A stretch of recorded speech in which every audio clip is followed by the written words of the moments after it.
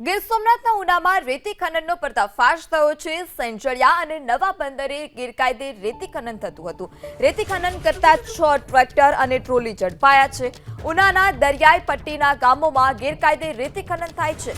30 લાખની કિંમતનો મુદ્દામાલ જપ્ત કરવામાં આવ્યો છે। તો સેંજળિયા અને નવા બંદરે ગેરકાયદે રેતી ખનન કરતા 6 ટ્રેક્ટર અને જે ટ્રોલી છે તે ઝડપી પાડવામાં આવ્યા। ખાણ ખનીજ વિભાગના દરોડાને લઈ ખનન માફિયાઓમાં પણ ફફડાટ ફેલાયો છે। 30 લાખની કિંમતનો મુદ્દામાલ પણ જપ્ત કરવામાં આવ્યો। આ સાથે જ 6 ટ્રેક્ટર અને 6 ટ્રોલી પણ રેતી ખનન કરતા હતા તે ઝડપાયા છે।